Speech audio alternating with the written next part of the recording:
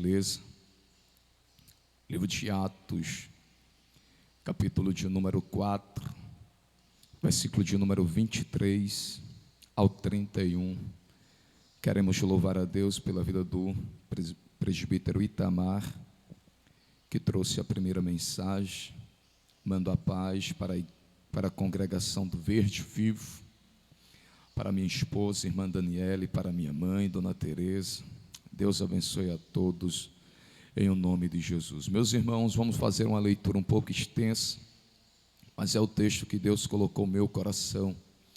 Livro de Atos, capítulo de número 4, versículo de número 23 ao 31, está escrito assim: Uma vez soltos, procuraram os irmãos e lhes contaram quantas coisas lhes haviam dito os principais sacerdotes e os anciãos.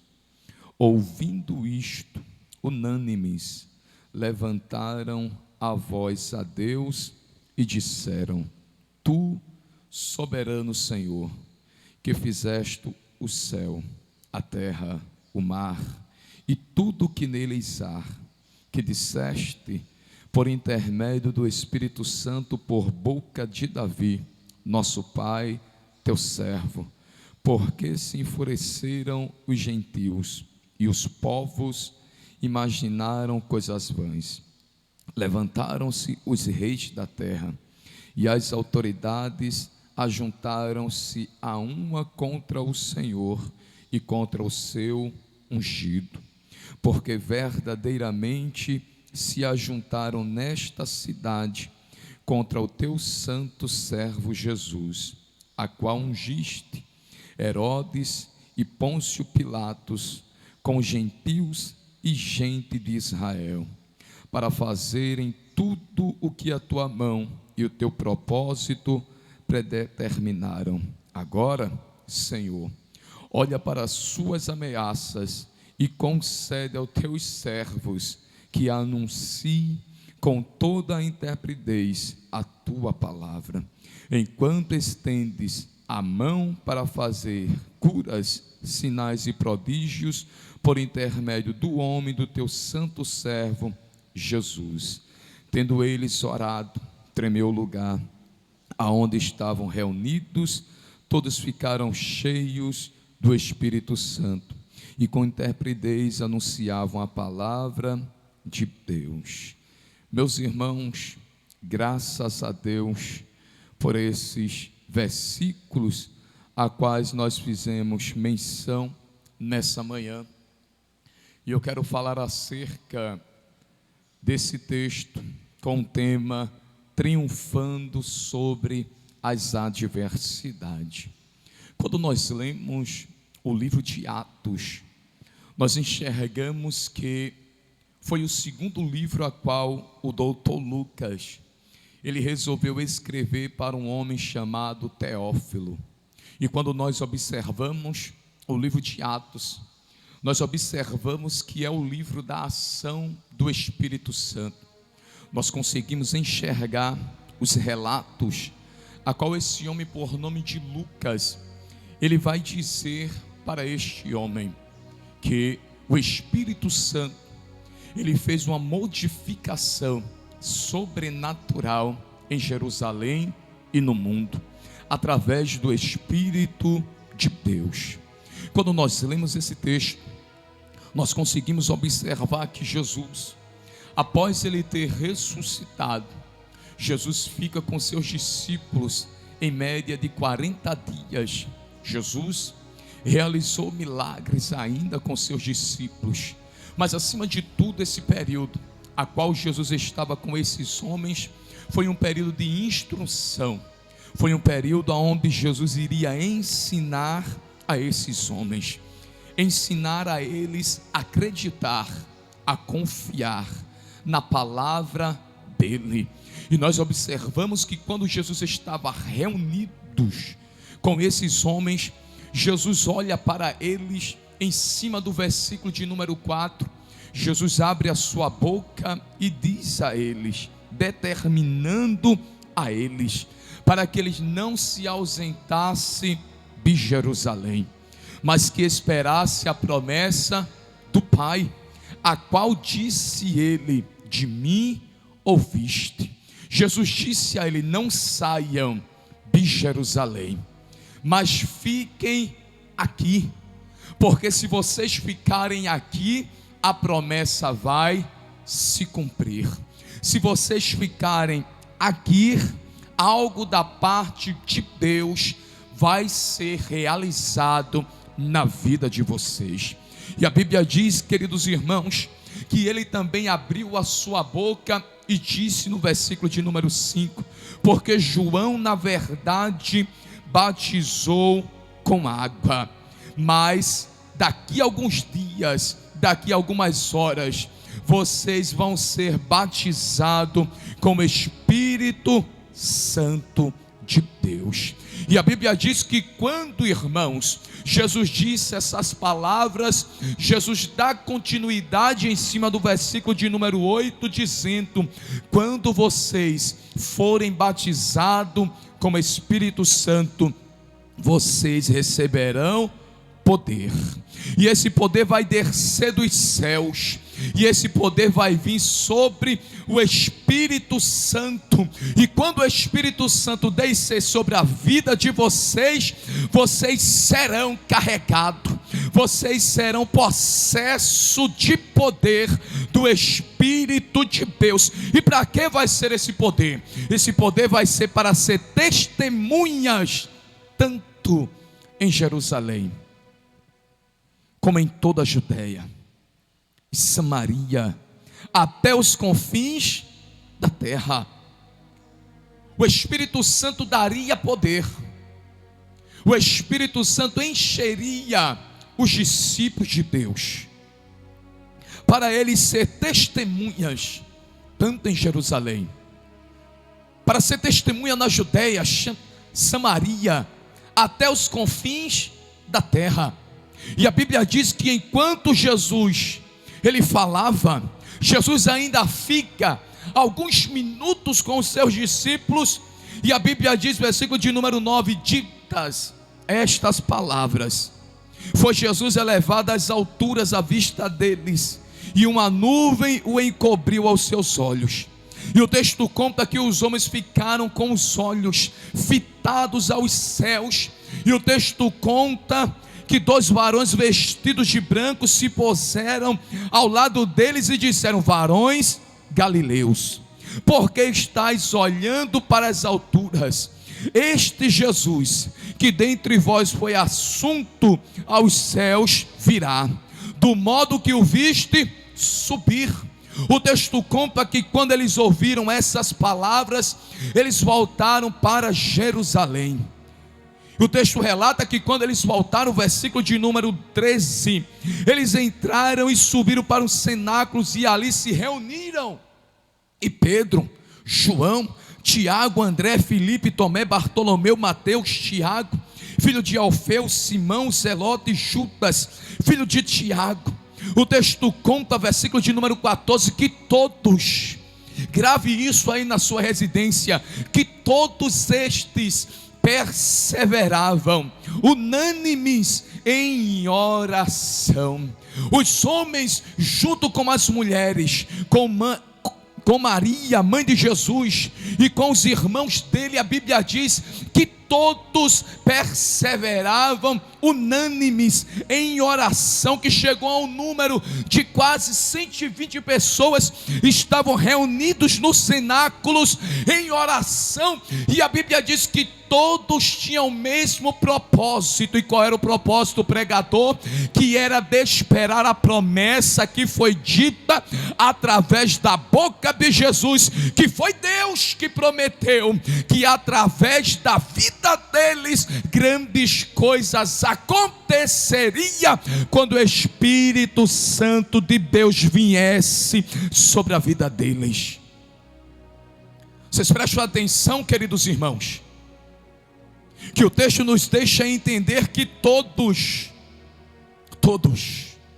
não tinha divisão, não tinha separação, não tinha opiniões contrárias, não, todos tinham a mesma visão, Todos tinham o mesmo objetivo, todos tinham o mesmo propósito, e todos perseveravam, unânimes em oração. Todos esperavam a promessa de Deus. E vocês prestam atenção que a Bíblia diz que eles continuavam orando. E no decorrer dessa trajetória que estava dentro do cenáculo, a Bíblia nos deixa entender, versículo de número 15 até o versículo de número 26. A Bíblia diz, queridos irmãos, que Judas, o traidor, ele tinha morrido. E agora Pedro se levanta. E Pedro agora chama a atenção para si. E Pedro vai chamar a atenção dos homens, das mulheres que ali estavam reunidos. E o texto vem dizer que eles querem colocar alguém no lugar de Judas. E escolhe Pedro, e escolhe José, e escolhe Matias. E a Bíblia diz, versículo de número 24, e orando eles, o texto conta que caiu por sorte escolher a Matias para ocupar o lugar de Judas. E colocam Matias no lugar de Judas.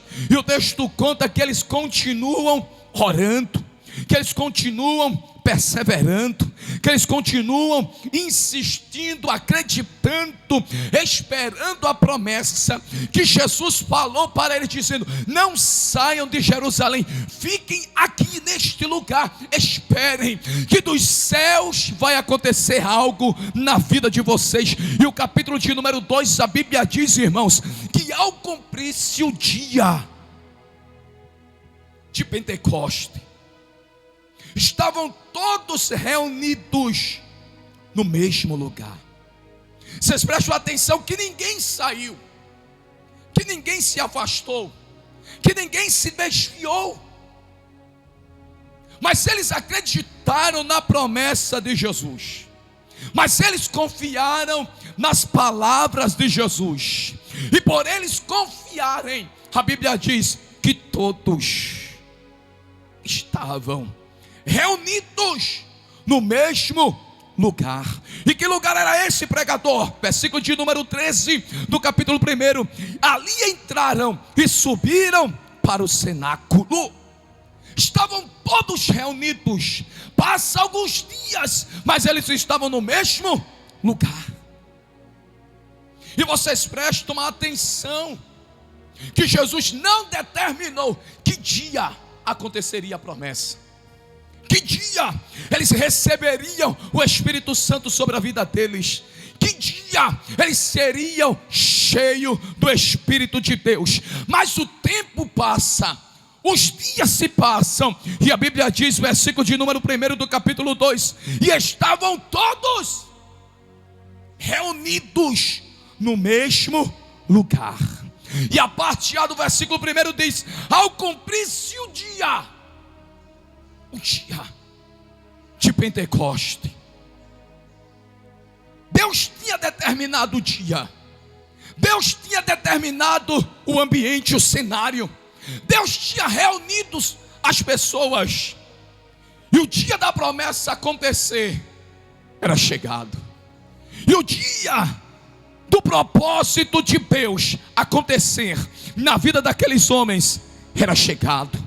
E a Bíblia diz, versículo de número 2: de repente veio dos céus um som como de um vento impetuoso, e encheu toda a casa onde estavam assentados.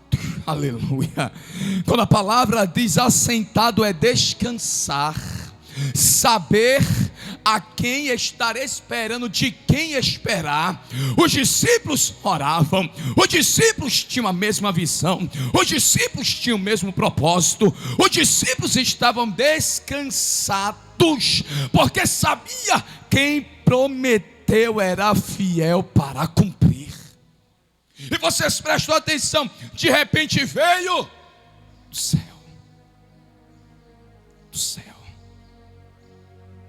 O salmista diz: elevo os meus olhos para os montes, de onde me virá o socorro?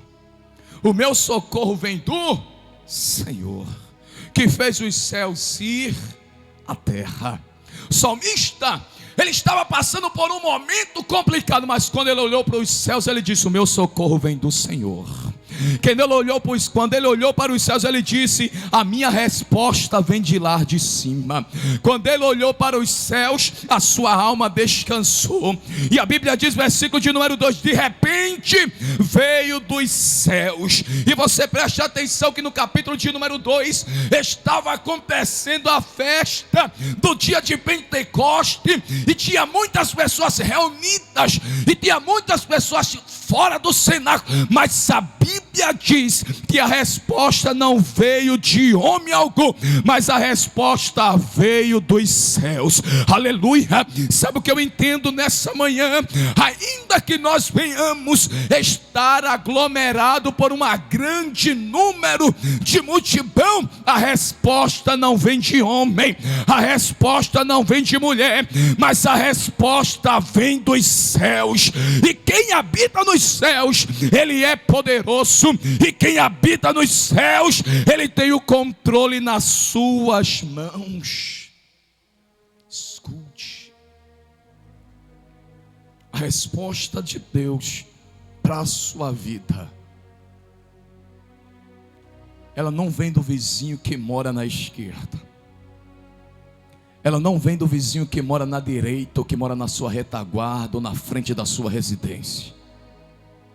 A resposta de Deus sobre a sua vida, ela vem do alto. E o que me chama a atenção é que quando Deus manda a resposta é de repente. Você presta atenção no versículo 2: de repente veio dos céus. Não atrasou, foi de repente, foi no tempo dele. Não demorou, foi de repente, foi no tempo de Deus. Veio dos céus. Veio do que dos céus? Resposta. Veio do que dos céus? Providência. Veio do que dos céus? Cumprimento de promessa, cumprimento de palavra. Foi por isso que Moisés, ele escreveu no livro de Número, capítulo de número 23, versículo de número 19: Deus não é homem para que minta, nem filho do homem para que se arrependa. Aleluia. Jesus disse aos seus discípulos: não saiam de Jerusalém, não saiam, mas que esperassem a promessa. Irmãos, para a promessa da parte de Deus acontecer, irmãos, é de repente. Não tem tempo difícil, não tem tempo complicado, não tem crise, não tem adversidade. Basta o tempo da promessa dele chegar, que ela acontece. E a Bíblia diz que de repente veio dos céus um som, como de um vento impetuoso, e encheu toda a casa aonde estavam assentados. Interessante é que a promessa só se cumpriu quem estava dentro da casa. Tinha muitas pessoas ao redor, mas a promessa só aconteceu para quem estava dentro da casa. Jesus disse: não saiam, enquanto vocês estiverem dentro da casa, a minha promessa vai se cumprir. Enquanto vocês estiverem dentro da casa, as minhas mãos vão ficar estendidas. Enquanto vocês estiverem dentro da casa, vai ter o meu cuidado sobre a vida de vocês. E qual é o segredo do pregador? Ficar dentro da casa.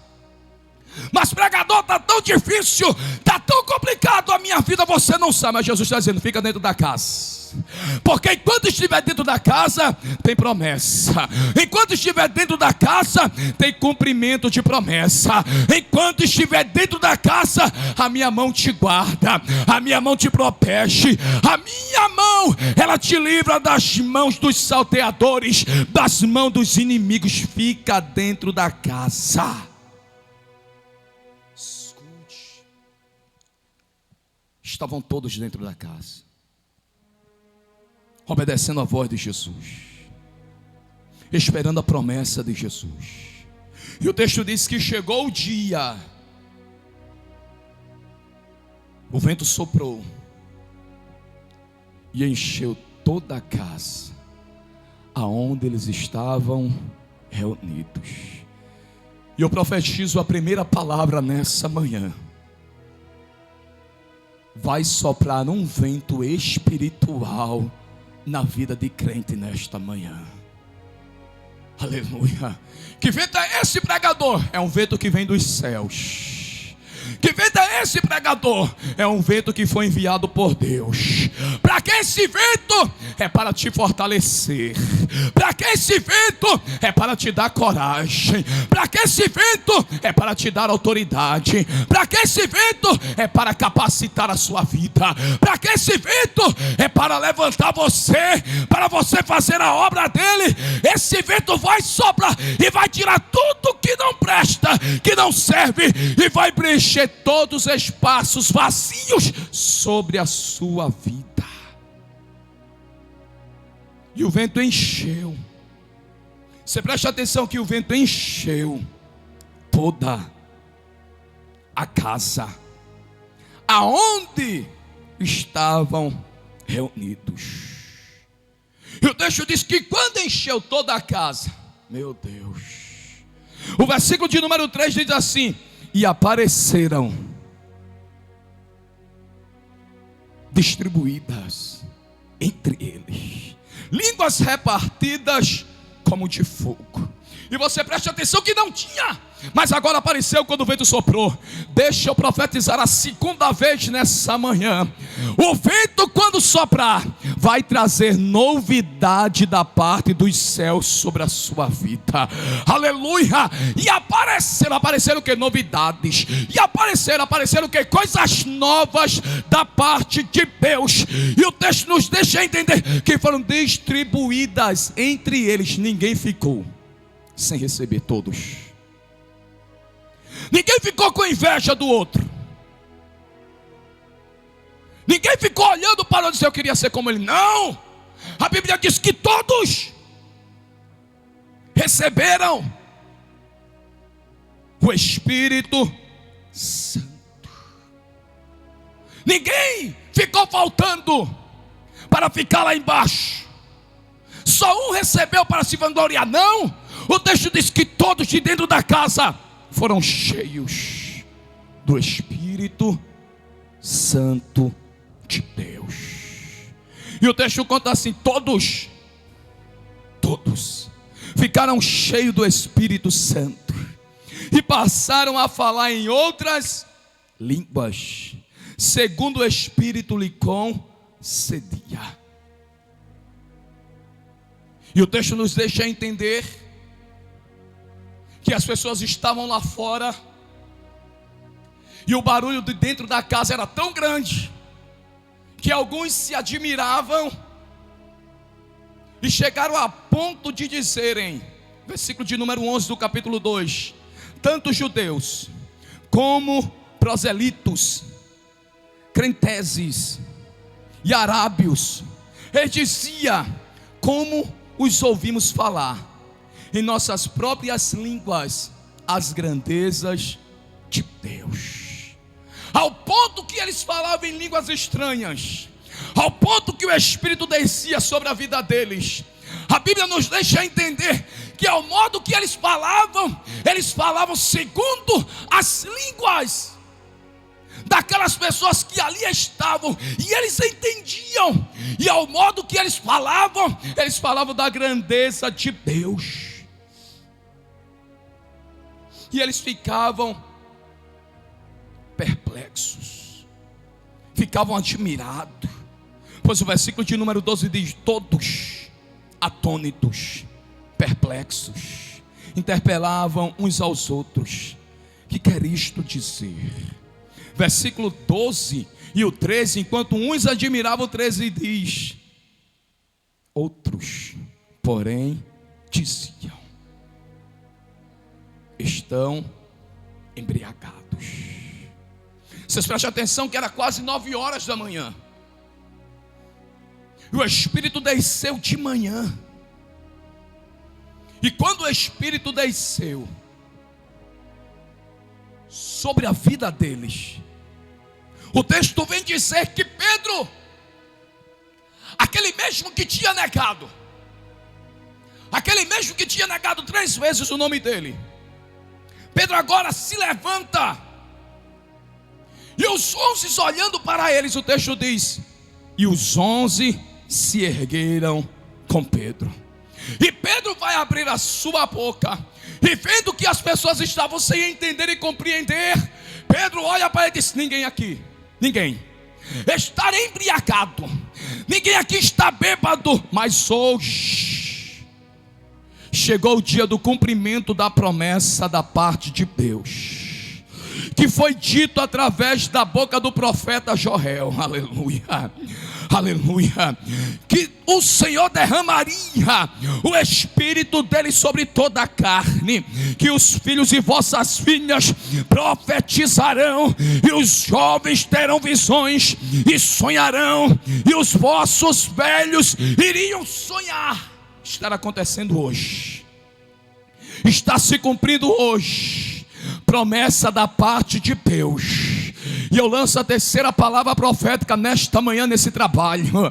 Tem cumprimento de promessa chegando na vida de crente nesta manhã. Tem cumprimento de promessa acontecendo na casa de crente nesta manhã. O meu Deus, Ele vai soprar um vento. O meu Deus, Ele vai colocar as coisas no seu devido lugar. E Ele vai distribuir prodígios e maravilhas e milagres e sonhos realizados. Porque Ele está dizendo: eu conheço quem está dentro da casa, eu sei quem habita dentro da casa, e está chegando o dia que eu vou cumprir promessa dentro da minha casa, porque eu preciso cumprir para a minha obra dar continuidade. Pedro prega, Pedro fala, e o texto diz que as pessoas ficam maravilhadas, a tal ponto no versículo de número 41, que 3.000 pessoas, naquele dia, quase 3.000 pessoas foram batizadas, aceitaram a Jesus. E vocês prestem atenção que no versículo de número 42 a 47, a Bíblia diz que os que aceitaram perseveravam na doutrina e nos apóstolos e na comunhão do partir do pão e nas orações.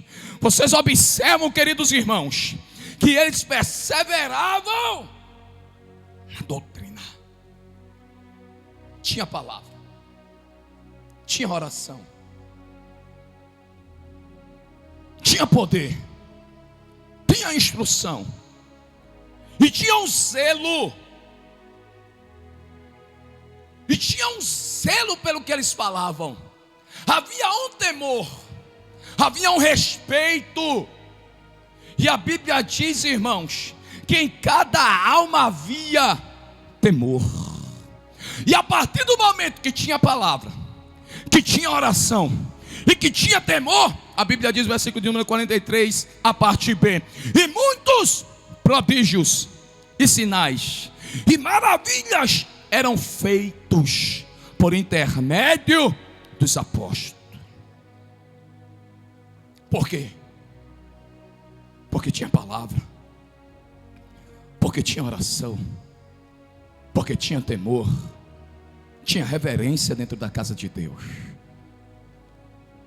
Não era um shopping center, não era uma praça pública para tirar foto, para tirar selfie, não.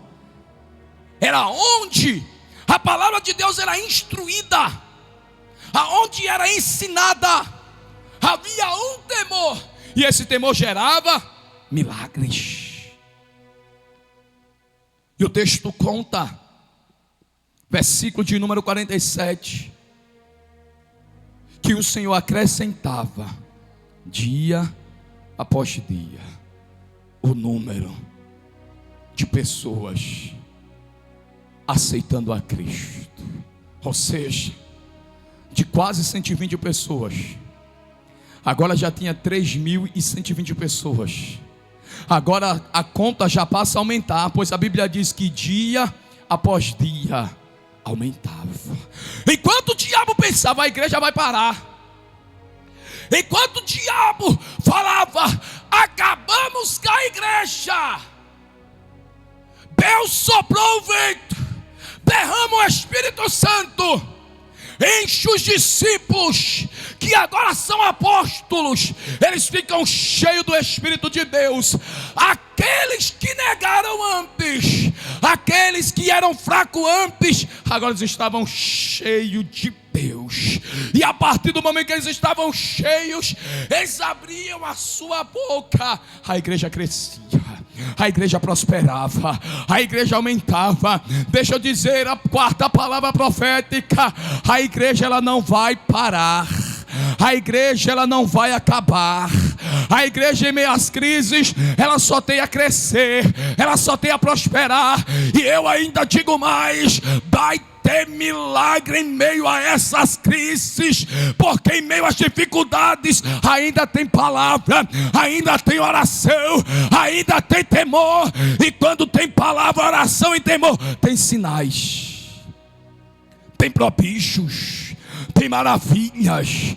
O meu Deus ainda trabalha em meio às dificuldades. O meu Deus ainda usa as coisas loucas para confundir as sábias, ainda usa as coisas fracas para confundir as fortes. O meu Deus ainda usa quem não é para fazer a sua obra andar.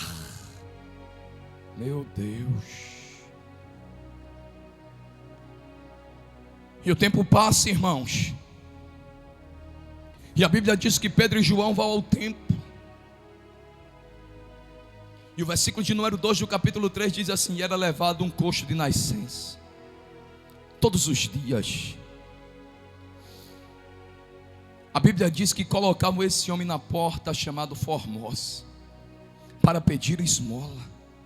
E o texto diz que determinado dia ele viu a Pedro e a João, que ia entrar no templo. E o texto diz: e implorava que ele desse alguma esmola. E Pedro, olhando para ele, colocando seu olhar fixo, disse a ele: olha para nós. Versículo de número 5 diz: e ele os olhava, atentamente esperando receber alguma coisa. Pedro disse: não possuo nem prata, nem possuo ouro, mas o que eu tenho isto te dou. Em nome de Jesus Cristo Nazareno, anda. E o versículo de número 7 diz: e tomando-o pela mão direita, o levantou imediatamente, e os seus pés e tornozelos se firmaram. E vocês prestam atenção, versículo número 8: de um salto, escute, o homem não mandava, o homem não ficava de pé, o homem era carregado por outros.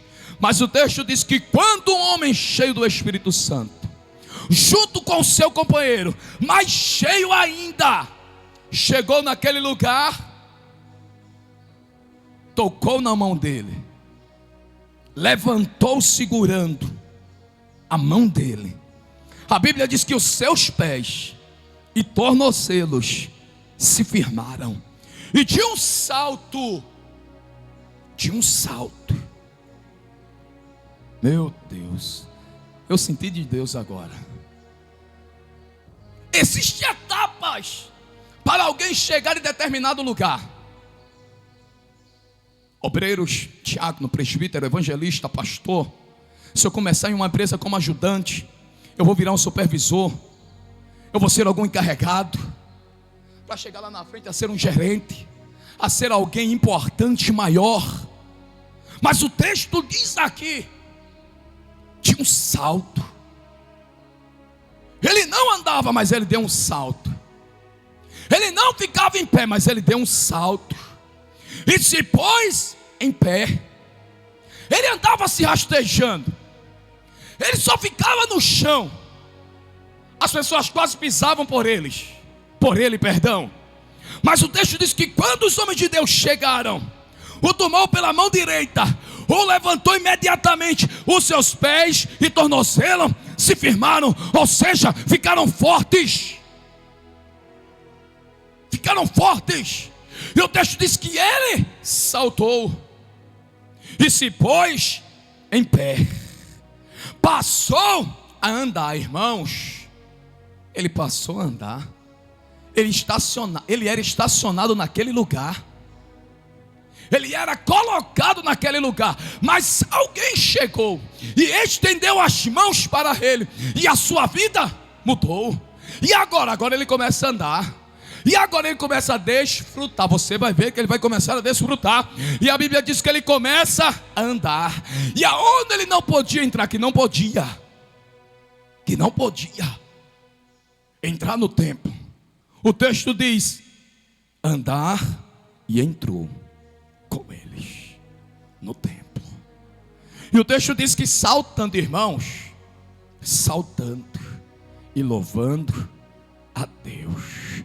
E viu todo o povo aquele homem andar e louvar a Deus. E a Bíblia diz que reconheceram ele. E viram que era o homem que era colocado na porta do templo. E viram que o homem andava. E viram que o homem pulava. E viu que o homem louvava. E viu que o homem dava glória a Deus. As pessoas se espantaram. Meu Deus. Eu profetizo a 5ª vez sobre essa igreja nessa manhã. Deus tem rapidez para mudar a vida de pessoas nessa manhã. E a mudança que Deus vai fazer, Ele vai te colocar entre os príncipes, aleluia. E a mudança que Deus vai fazer sobre a sua vida, oh, aleluia, as pessoas vão ficar sem compreender, mas as pessoas vão reconhecer que realmente é você.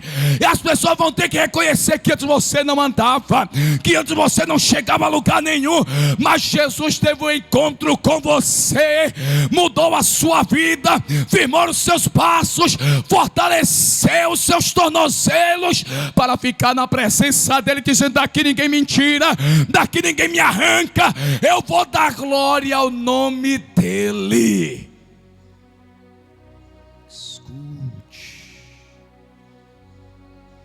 E as pessoas vão chegar até a Pedro, e vão chegar a um ponto que vão mandar soldados para prender a Pedro.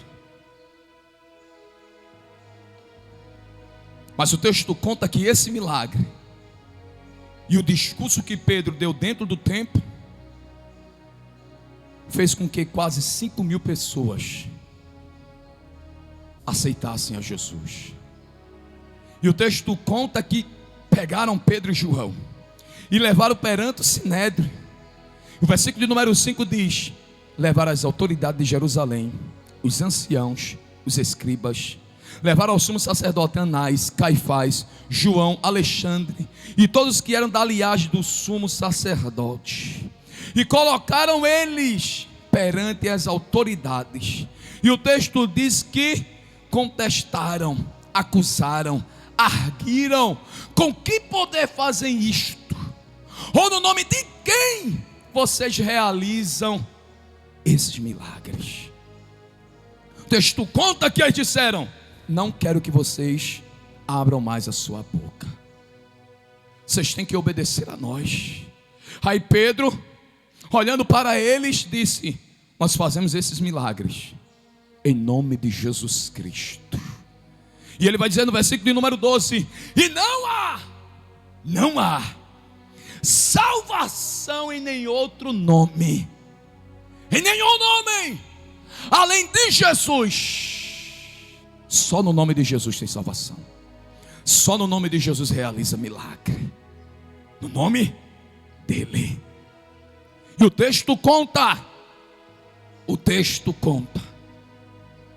que os homens, ao verem a intrepidez de Pedro, ou seja, a ousadia, a força inabalável, a quais ele falava em uma situação perigosa, ou seja, ao ver a intrepidez, a ousadia, a coragem, a qual aquele homem falava, sabendo que eles eram homens iletrados, sem cultura, sem preparo intelectual, a Bíblia diz que eles reconheceram que esses homens haviam estado com Jesus.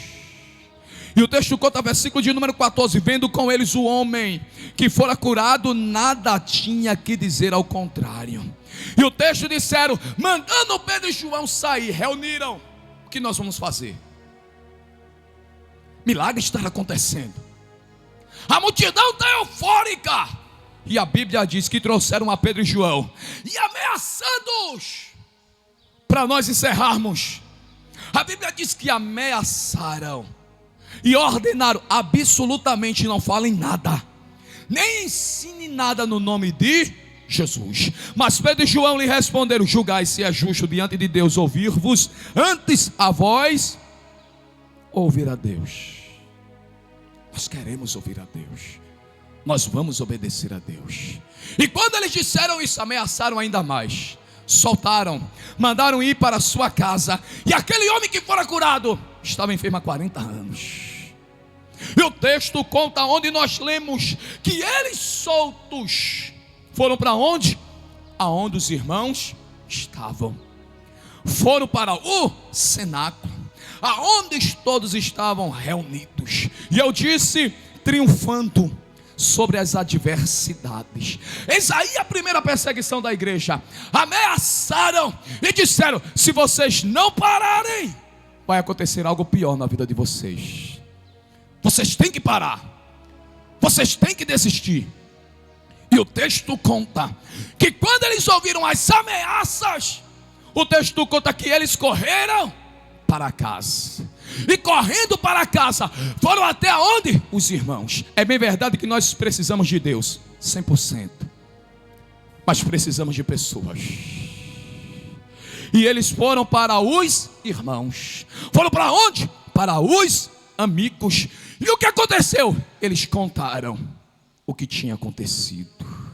E quando eles contaram, o que é que os irmãos vão fazer? Disseram: vamos orar. Olha a Bíblia, versículo de número 24 até o versículo de número 6. Ouvindo isso, todos, unânimes, levantaram a voz a Deus e disseram: tu, soberano Senhor, que fizeste os céus e a terra, o mar e tudo o que neles há, que disseste por intermédio do Espírito Santo por boca de Davi nosso pai, teu servo, porque se enfureceram os gentios e os povos imaginam coisas vãs. Levantaram-se os reis da terra e as autoridades ajuntaram-se a uma contra o Senhor, contra o seu ungido. Escute, eles oraram. E a terceira lição é: eles entenderam que a maldade não poderiam frustrar os projetos de Deus sobre a vida deles. Como assim, pregador? Deixa eu dizer a você, versículo 27. Após eles orarem, após eles abrirem a sua boca em oração, eles entenderam que a maldade, que a perseguição dos inimigos não poderia frustrar os desígnios de Deus, os projetos de Deus. Pois eles vão dizer no versículo 27 e 28: porque verdadeiramente se ajuntaram nesta cidade contra o seu santo servo Jesus, a qual ungistes Herodes e Pôncio Pilatos, com gentios e gente de Israel, para fazerem tudo o que a tua mão e o teu propósito predeterminarem. Eles sabiam que a maldade não poderia frustrar, e eles vão orar a Deus. E eles vão orar. E eles vão orar não pedindo o fim do problema, versículo 29. Mas ele pede poder. A igreja pede poder e autoridade para dar testemunho. Versículo 29. Para nós concluirmos: agora, Senhor, olha para as suas ameaças e concede os teus servos que anunciem com toda a intrepidez a tua palavra. Ou seja, eles disseram: Senhor, não para não o problema. O sangue pode estar batendo no meio da canela. Senhor, não cessa não o problema. Eu só quero uma coisa, eu só quero poder. Só quero graça. Só quero autoridade para anunciar a tua palavra em meio às lutas, em meio aos problemas. Irmãos, não ore para Deus acabar com o problema. Não quer isso, pregador? Sim, peça a Deus poder para você triunfar em meio aos problemas, para mostrar quem está com você é maior do que qualquer ameaça. Ele disse: Senhor, eu quero poder. Poder. Versículo de número 30. Ele estima a expectativa milagrosa de Deus em o seu reino. Olha o que diz o 30. Enquanto estendes as mãos para fazer curas e sinais e prodígios por intermédio do nome do teu santo servo Jesus. Ou seja, Senhor, enquanto as tuas mãos estiverem estendidas, vai ter cura, vai ter milagre, vai ter prodígio, vai ter libertação, vai ter portas abertas, pessoas serão libertas. Senhor, enquanto tu estiveres dando poder à tua igreja, o teu nome vai ser glorificado, as portas do inferno não prevalecerão. Nos concede poder. Irmão, não peça cargo. Irmão, não peça autoridade. Perdão, não peça oportunidade. Peça poder. Peça autoridade. O que a igreja precisa é de poder. O que a igreja precisa é de autoridade. E eu estou pregando nessa manhã para uma igreja que tem poder, para uma igreja que tem autoridade, para uma igreja que ainda não perdeu a intimidade com os céus. Fecha a minha Bíblia, versículo de número 31.